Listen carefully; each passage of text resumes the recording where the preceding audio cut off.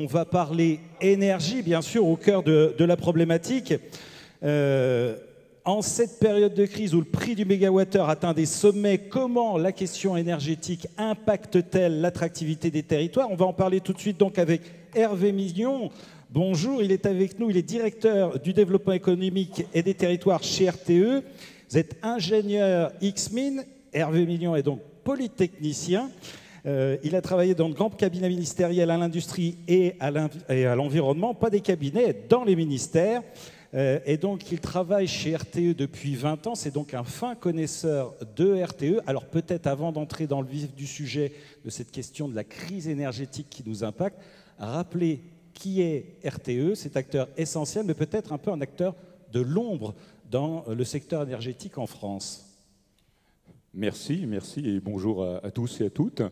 Alors, RTE, acteur de l'ombre, j'espère qu'on est maintenant un peu plus dans la lumière, ne serait-ce que parce que l'actualité et les questions énergétiques ont permis de remettre en visibilité les enjeux qui sont les nôtres.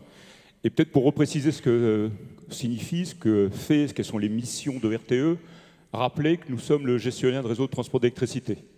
Qu'est-ce que ça veut dire être un gestionnaire de réseau de transport? Ça veut dire concrètement que nous acheminons sur des grandes distances entre les différentes régions françaises toute l'énergie électrique sur nos infrastructures, des lignes, des pylônes, des postes de transformation à des niveaux de tension supérieurs à 50 kV.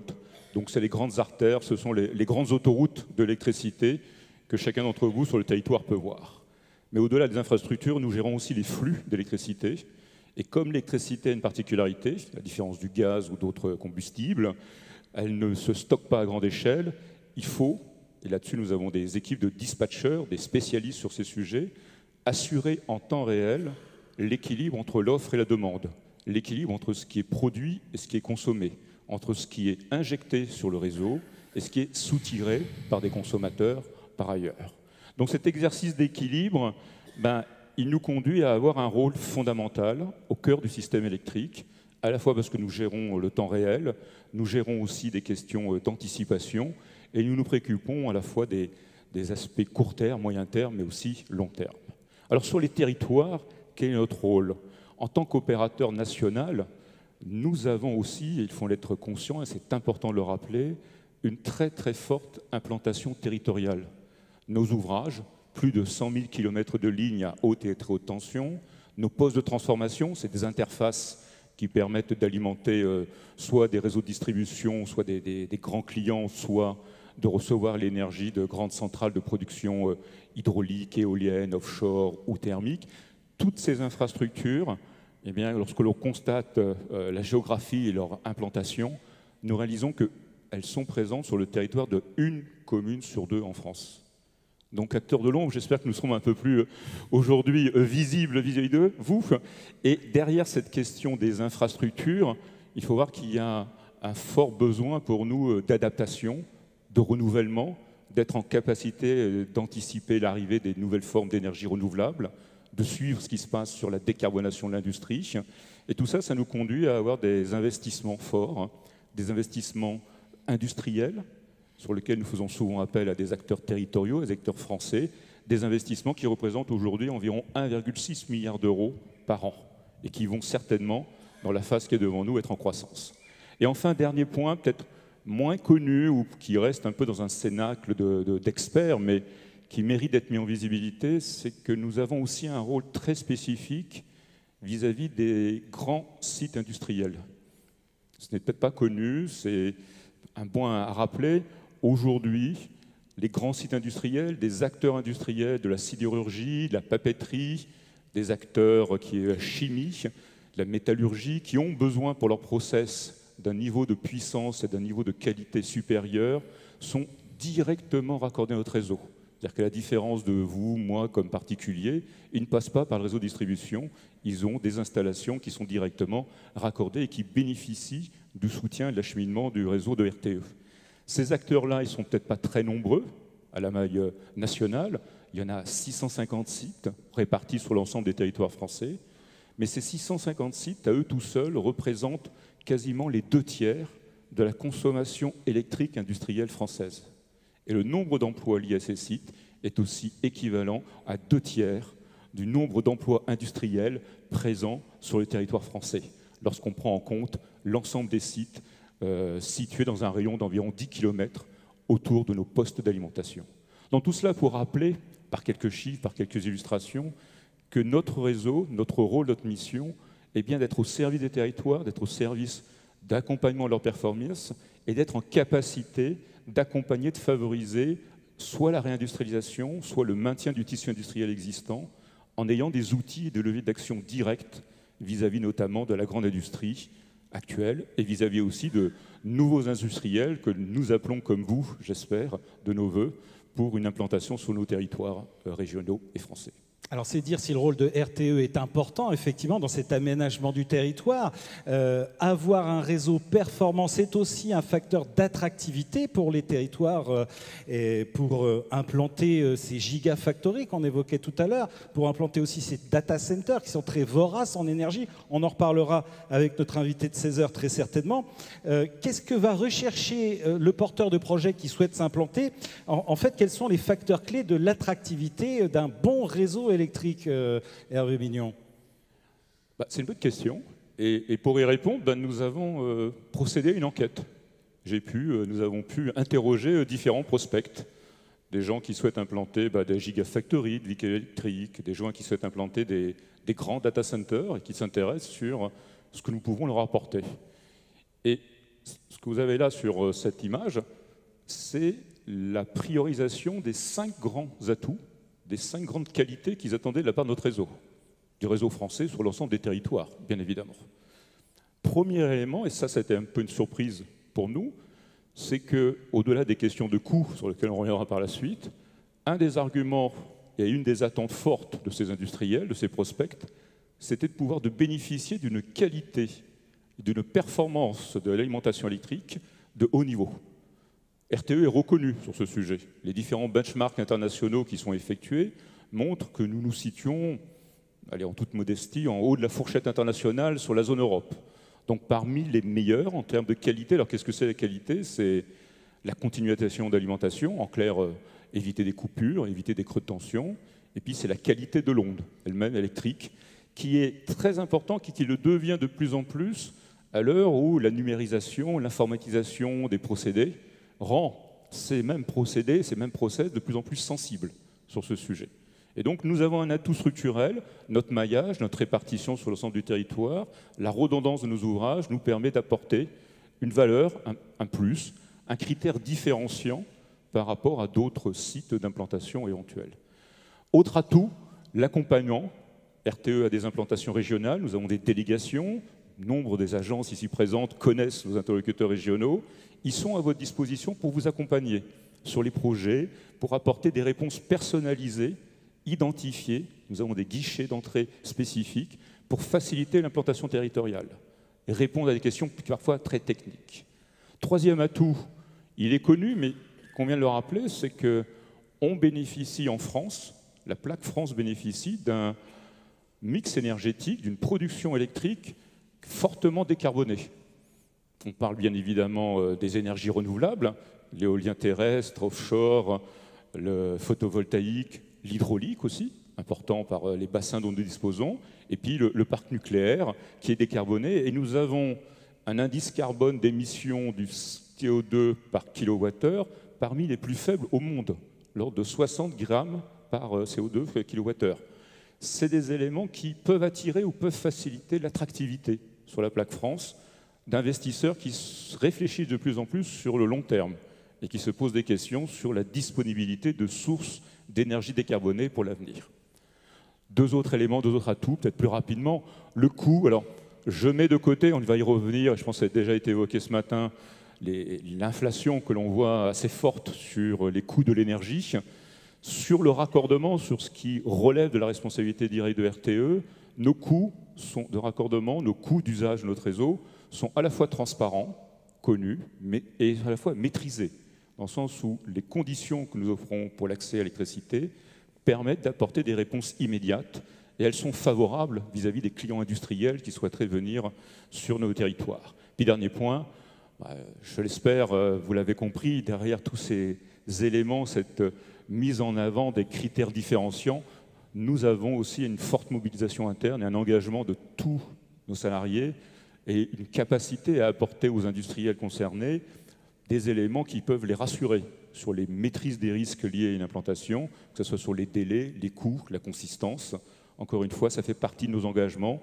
Et sur l'ensemble de ces éléments, sur ces 5 éléments, en fait, issus des enquêtes que nous avons pu relever, nous nous trouvons en situation positive pour tous les territoires français et qui, de surcroît, sont structurels et qui ont vocation à durer pour les prochaines années. Alors ça, c'est pour l'aspect structurel de l'accompagnement de RTE. Il y a un problème malheureusement beaucoup plus immédiat, plus conjoncturel. C'est celui de cet hiver 2022-2023 qui est malheureusement plein d'incertitudes. Et il faudra bien continuer à accompagner les entreprises pour qu'avant de penser à se développer, elles puissent... On l'a vu, beaucoup d'entreprises souffrent actuellement, en fait, fortement. Elles puissent aussi continuer et poursuivre leur activité. Alors, quelles sont les prévisions de RTE sur le sujet pour cet hiver? Et puis, on va certainement parler du dispositif EcoWatt. Je vous fais 2 questions en une parce qu'on est un tout petit peu en retard, Hervé. Quel est ce dispositif EcoWatt que propose RTE et qui sera certainement crucial dans cet hiver compliqué que les entreprises, pas que les entreprises, les collectivités et les particuliers vont devoir passer? On vous écoute, Hervé. Alors oui, l'actualité est bien celle qu'on évoque, une situation exceptionnelle à bien des égards, une crise gazière européenne qui se prolonge, une moindre disponibilité du parc nucléaire français sur l'aspect électrique, et puis c'est peut-être moins connu, mais cette année 2022 était une année de sécheresse. Or, qui dit sécheresse dit moindre pluviométrie, dit moins d'eau aussi dans les barrages hydrauliques. Donc on est bien face à une situation exceptionnelle avec un risque de tension accrue sur l'ensemble du système électrique. Alors qu'est-ce que RTE a fait sur ce sujet et quels sont les éléments peut-être un peu plus récents, et je vais aller plus vite, sur les réponses qu'on nous sommes en capacité d'apporter. Premier élément, nous nous sommes efforcés d'être transparents et de partager avec l'ensemble des acteurs concernés le diagnostic sur la situation à venir, sur les prochaines semaines, les prochains mois. Il y a un mois de cela, le président de RTE, Xavier Pichazik, a tenu une conférence de presse où ont été remis sur le débat public l'ensemble des éléments de diagnostic sur ce que vont être les paramètres clés du passage cet hiver, que ce soit l'aspect des consommations, l'aspect de production, des différents modes de production, mais aussi parce qu'il faut le rappeler, l'électricité dans un système interconnecté et cette interconnexion conduit de fait à ce qu'il y ait beaucoup d'échanges européens. Donc c'est à la fois une dimension française, mais une dimension européenne auquel nous faisons face. Quel est le principal message qui est issu de cette analyse et qui a été rendu public? C'est que, certes, nous sommes dans une zone, dirons-nous, une période de tension accrue sur le système électrique, mais ce risque reste maîtrisable si nous sommes en capacité de tous nous mobiliser pour mettre en œuvre des actions de baisse de consommation. Et parmi ces actions de baisse de consommation, il y en a qui sont connues. Il y a tout ce qui est mesures de sobriété, tout ce qui permet de faire de l'efficacité énergétique. Le gouvernement, pas plus tard que la semaine dernière, a rendu public l'ensemble des mesures de sobriété sur les différents secteurs concernés. Et puis il y a des outils un peu plus spécifiques et nous avons innové cette année avec un outil qui s'appelle EcoWatt, qu'on va peut-être pouvoir développer par la suite, mais qui est quelque chose de nouveau en termes de communication, qui vise à apporter une information sur le niveau de tension des systèmes électriques, à l'instar de ce qui est une sorte de météo de l'électricité, pour reprendre le terme, à l'instar de ce qui existe avec Bison Futé sur la circulation routière, ou ce que peut faire Météo France, et le rendre compréhensible pour tous les publics, car la mobilisation collective que j'évoquais, c'est encore une fois une mobilisation qui touche bien évidemment les entreprises, bien évidemment le secteur économique, bien évidemment les collectivités, votre écosystème, notre écosystème, mais aussi les particuliers. On a un graphique qui est assez intéressant, si on peut regarder assez rapidement. Si on a le temps de développer ce graphique, qu'est-ce que c'est? J'espère qu'il est visible pour ceux qui sont au fond de la salle. Merci. Qu'est-ce que c'est? C'est une courbe, voilà, vous avez une courbe en bleu, qui représente ce qu'on appelle la consommation journalière d'électricité en France. La consommation journalière d'électricité en France, elle suit l'activité humaine. Et donc, quelque part, on retrouve des composantes économiques. Et vous voyez sur la courbe, la nuit, on consomme moins, ce qui n'est pas illogique. Les gens se réveillent, allument leur électricité, utilisent leur instrument de cuisine et autres, vont travailler, et vous voyez qu'apparaissent deux sortes de pics intéressants à signaler, entre 8h et 13h le matin et entre 18h et 20h le soir. Lorsque l'on cherche à maîtriser les questions liées à la sécurité d'approvisionnement électrique, il y a plusieurs modalités, plusieurs leviers qui peuvent être activés. Le premier, le plus simple, c'est celui qui est connu par tous, c'est consommer moins. La chasse au gaspille, si je reprends une formulation plus années 70, plan de sobriété, année 2022. Avec tout un panel de solutions qui commencent avec des par solutions qui vont de l'isolation et thermique, le changement des équipements, etc., à l'efficacité énergétique. C'est peut-être à la rigueur celle qui est la plus connue, mais qui reste quand même plus que jamais nécessaire. Puis il y a aussi un changement d'habitude à avoir, c'est ce qu'on voit. Et des changements d'habitude, et ça c'est peut-être le deuxième élément. Comment on peut faire pour contribuer à ces passages et faciliter les passages de ces pics de consommation? On peut consommer, mais consommer en décalant notre consommation. Des exemples tout simples, et ça peut toucher des entreprises ou des particuliers, consommer plus aux heures où l'électricité est plus disponible, le soir, ou dans les plages horaires que vous voyez là qui sont moins contraintes, voire même pour les entreprises, consommer, ou pour vous, consommer le week-end. On consomme tous nationalement moins le week-end que les jours de la semaine. Donc la nuit, on voit des entreprises aujourd'hui qui mettent des équipes de nuit de façon à consommer moins, en tout cas à lisser la consommation sur des périodes. On s'inscrit là dans des logiques où, en tant que citoyen, en tant qu'individu, ou même en tant qu'entreprise, en tant qu'acteur responsable, chacun peut apporter sa contribution. Et puis le troisième levier qui est un peu plus spécifique, un peu plus technique, mais qui néanmoins nécessite aussi des niveaux d'attention forts, c'est regarder ce qui se passe dans des situations extrêmement tendues. Lorsqu'on est dans des zones, j'y reviendrai plus tard, orange ou rouge de tension électrique par rapport à notre indicateur des kilowatts, le souhait que nous avons à partager avec vous, à partager avec votre écosystème, c'est pour éviter des coupures, mettre en place des actions plus volontaristes, de réduction forte sur ces deux créneaux. Je reviens dessus, 8h-13h, 18h-20h. Et ce dernier élément, c'est un élément nouveau, dans les mesures de sauvegarde que nous voulons mettre en œuvre, fait partie intégrante aujourd'hui des dispositifs portés par les pouvoirs publics que nous souhaitons partager avec le plus d'acteurs possible pour pouvoir faciliter le passage lors des zones de tension. Il faut être conscient, ces courbes sont presque à l'échelle, elles n'est pas indiquée, donc je ne prends pas trop de risques, que 1 ou 2% de baisse de la consommation lors de ces zones de tension sont parfois suffisants pour nous permettre de rester et d'assurer l'équilibre offre-demande. Donc il y a là des leviers d'action et des possibilités nouvelles fort importantes. Puis comme il nous reste peu de temps, je termine avec le dispositif EcoWatt. Ce fameux dispositif. Alors, on en discutait en amont de cet atelier. Qu'est-ce que c'est EcoWatt? C'est encore une fois une sorte de météo d'électricité, c'est un bison futé qui est appliqué sur le système électrique. C'est une graduation avec 3 couleurs, vert, orange, rouge, du niveau de tension du système électrique. Le vert, la consommation est raisonnable. L'orange, on peut se trouver en situation tendue. S'il n'y a pas d'aléa, tout va bien, mais s'il y a un aléa, les éco-gestes citoyens sont les bienvenus. Et puis la situation, le rouge, si le système électrique se trouve dans ce type de situation, c'est que là, s'il n'y a pas de baisse sur la consommation, des coupures ciblées pourraient s'avérer nécessaires. Des coupures d'électricité maîtrisées et ciblées s'avéraient nécessaires.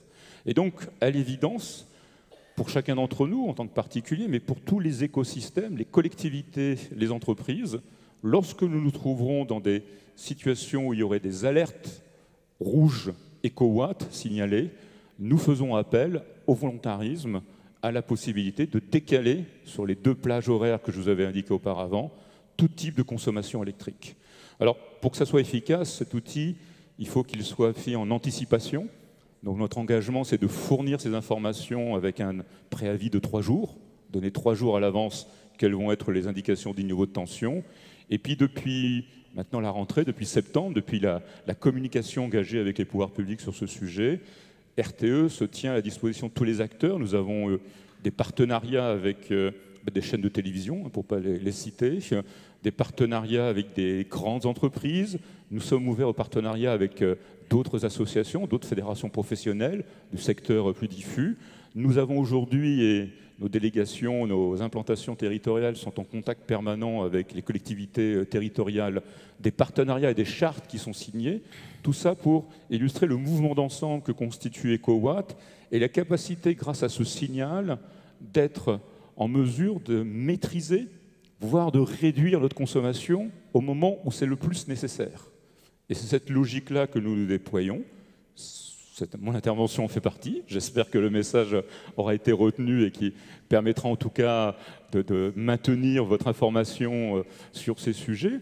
Et nous nous déployons aussi, pour ceux qui s'intéressent, toute une série d'actions en utilisant les nouveaux outils d'innovation qui vont des applications qu'on peut mettre à disposition, de sites internet qui s'y signalent, auxquels vous pouvez vous abonner pour avoir le message, à des API, une sorte d'interface numérique qui permettent de donner le bon signal vis-à-vis des process internes aux différentes entreprises, de la PME, l'ETI à la grande entreprise.